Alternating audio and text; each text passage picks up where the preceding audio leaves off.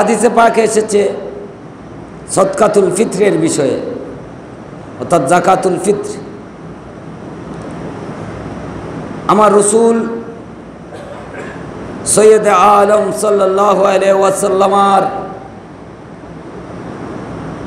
যে নির্ধারণ, যে সদকাতুল ফিতর নবী নির্ধারণ করে দিয়েছেন, সেটার বর্ণনা বুখারী শরীফও এসেছে, হাদিসের অন্যান্য কিতাবও এসেছে। হযরতে আব্দুল্লাহ ইবনে ওমর রাদিয়াল্লাহু তাআলা আনহু বর্ণনা করেন,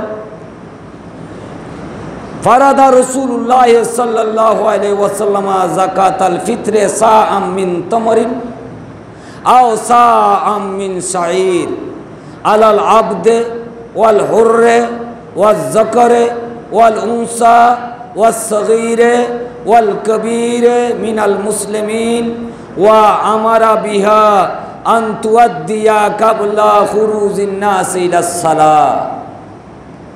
হযরত আব্দুল্লাহ ইবনে ওমর বর্ণনা করছেন, আমার নবী যাকাতুল ফিত্র, সাদকাতুল ফিত্র, যেটাকে আমরা ফিতরা বলি, এটা নির্ধারণ করেছেন সাআম মিন তামরিন, এক সা খেজুর, আও সাআম মিন শাঈরিন, অথবা এক সা জব, জব যেটা এখন ইংরেজিতে বার্লি বলা হয়, সেটাই জব। তো এক সার পরিমাণ নিয়ে বিভিন্ন আলোচনা আছে, এটা 3 কিলোর উপরে হয়। তো আমার নবী এক সা খেজুর অথবা এক সা জব নির্ধারণ করেছেন প্রত্যেক মুসলিম আজাদ, দাস, ছোট বড়, নর নারী নির্বিশেষে সকলের উপর নির্ধারণ করেছেন। অর্থাৎ ঈদের দিন সকালে যদি আপনার লোন ব্যতীত, ঋণ ব্যতীত, কর্জ ব্যতীত, আপনার কাছে কর্জ যদি না থাকে, এবং ঈদের দিনের পরিমাণ খাওয়ার থাকে আপনার ঘরে, কর্জ ব্যতীত ঈদের দিনের খাওয়ারের উদ্বৃত্ত যদি একসা, যথা 3 কেজির সামথিং এর মতো খেজুরের মূল্য যদি আপনার ঘরে থাকে, আপনার উপর সদকাতুল ফিত্র ওয়াজিব হবে। বুঝছেন বিষয়টা? জটিল। আমরা অনেকেই মনে করি যে আমি গরিব, অর্থাৎ ঈদের দিন সূর্য ওঠার আগে যদি আপনার কাছে অতটুকু সামর্থ্য থাকে যে আপনার কাছে কোনো লোন নেই, কর্জ নেই, আপনার ওই দিনের ঈদের দিনের খাবার আছে, এর উদ্বৃত্ত 1 ফিতরার টাকা যদি আপনার কাছে থাকে, 1 ফিতরা, তাহলে আপনার উপর ফিতরা দেয়া ওয়াজিব হবে, আবশ্যক হবে। তো এই দিক বিবেচনা করলে আমাদের বাংলাদেশে ফিতরা দিতে হবে না এমন মানুষ খুব কম পাওয়া যাবে। তো মানুষ তো অভাবগ্রস্ত, একদিনের খাওয়ার থাকলে উদ্বৃত্তটা ফিতরা দিতে হলে এরা চলবে কেন, কি করে?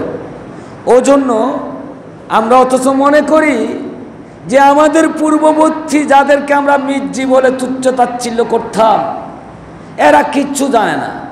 কিন্তু আপনি দেখবেন, আজ থেকে 40 বছর আগে ফিরে যান, আমাদের মুরব্বীরা বলতো যারা ফিতরা খায় তাদেরকেও হাত পাল্টিয়ে ফিতরা দিতে হবে। কি বলতেন? আতগুরু, ওই বুড়ো মানুষ যারা আছে তার তো মনত ফরিব, অর্থাৎ বাবর করে বেড়ে লাত হাত দি সর্বলাস্ট বার করে দন। কেন? এই যে ঈদের দিন সূর্য উঠার আগে আপনার কাছে ওই দিনের খাওয়ার পরিমাণের অতিরিক্ত 1 ফিতরার মতো টাকা যে রয়েছে, আপনার উপর ওয়াজিব হয়ে গিয়েছে সদকাতুল ফিত্র, কিন্তু আপনি তো ওটা দিয়ে চলতে পারছেন না, আদায় করে দিতে পারছেন না, ওই জন্য হাত ঘুরিয়ে দেওয়ার প্রশ্ন এসেছে। অর্থাৎ যারা সদকাতুল ফিত্র নিচ্ছে তারাও হাত ঘুরিয়ে দিচ্ছে, এই কথাটা মুরব্বীরা বলতো এইটা থেকে বাঁচার জন্য।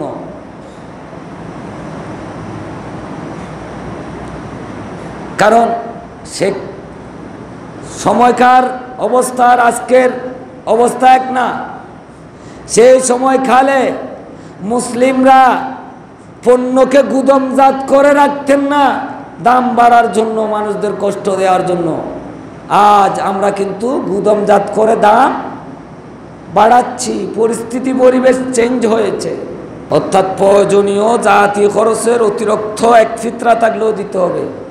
তো ফিতরা নিয়ে আপনি গমের মূল্য, গমের আটার মূল্য পরিশোধ করতে পারেন, এক চা খেজুরের মূল্য পরিশোধ করতে পারেন, কিশমিশের মূল্য পরিশোধ করতে পারেন, পনিরের মূল্য পরিশোধ করতে পারেন, যেটা আপনার জন্য সুবিধা হয়। তবে আমরা ধনী দরিদ্র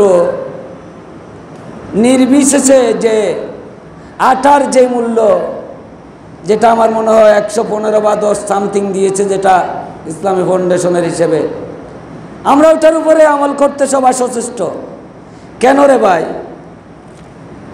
আপনার বেশি আছে, আপনি এক চা খুরমার দাম দিয়ে দিন, এক চা কিশমিশের দাম দিয়ে দিন, পনিরের দাম দিয়ে দিন, তাহলে গরিবরা লাভবান হবে। এখন আমরা সবাই ওই যারা কম আয়ের মানুষ, তাদের জন্য যে সুযোগ রয়েছে যে এক চা গম, নিঃস্ব চা গম অথবা আটা, ধনীরাও সেটার উপর আমল করছি এমন না। আপনি যেটাতে বর্ধিত আসে সেটা দিতে পারেন, আর এটার পরিমাণ ভিন্ন ভিন্ন। একটা জিনিস মনে রাখতে হবে যে একটা ঘোষণা দিয়েছে রাষ্ট্রীয়ভাবে, তবে আমার এলাকায় যদি গমের মূল্য বাজার দর এর বেশি হয়, তাহলে কিন্তু আমাকে বেশি মূল্য পরিশোধ করতে হবে, যেহেতু আমার এখানে গমের বাজার দর বেশি। তারা টোটাল বাংলাদেশের বিভাগীয় বাজারের হিসাব নিয়ে গড় করে গড় হারে একটা পরিমাণ দিয়েছে। আমাদের স্থানীয় বাজারে যদি এর মূল্য বেশি হয়, তাহলে আপনি চা যেটা রয়েছে সেটার পরিমাণ হিসাব করে আপনাকে আপনার আমার এখানকার স্থানীয় বাজার দর অনুযায়ী কি করতে হবে, সদকাতুল ফিত্র আদা করতে হবে। এটা আদায় করার সবচেয়ে উত্তম সময় হচ্ছে ঈদুল ফিত্রের নামাজের জন্য বের হওয়ার আগে। রমজান মাসও আদায় করে দিলে আদায় হয়ে যাবে, আর ওই দিন আদায় না করতে পারলে অন্তত ওই দিনের মধ্যে করার কথা বলেছেন উলামা ইকরাম। না পারলে কিন্তু পুরো জিন্দেগিতে আদায় করতে আপনাকে আমাকে হবে, সেটা মাফ হয়ে যাবে না। তো সদকাতুল ফিত্র দিতে হবে, এটার বিধান দিয়েছে আল্লাহ জাওয়াজাল্লাহ, প্রিয় রাসূল সাল্লাল্লাহু আলাইহি ওয়াসাল্লাম, যে ঈদের দিন গরিব মিসকিন নিঃস্ব মানুষদের ঈদের আনন্দটা যাতে ব্যাহত না হয় ওজন্য। আর রোজাদারের রোজার ত্রুটি বিচ্যুতিও সদকাতুল ফিত্রের মাধ্যমে সংশোধিত হয়, হাদিসে পাকে সে কোথাও রয়েছে।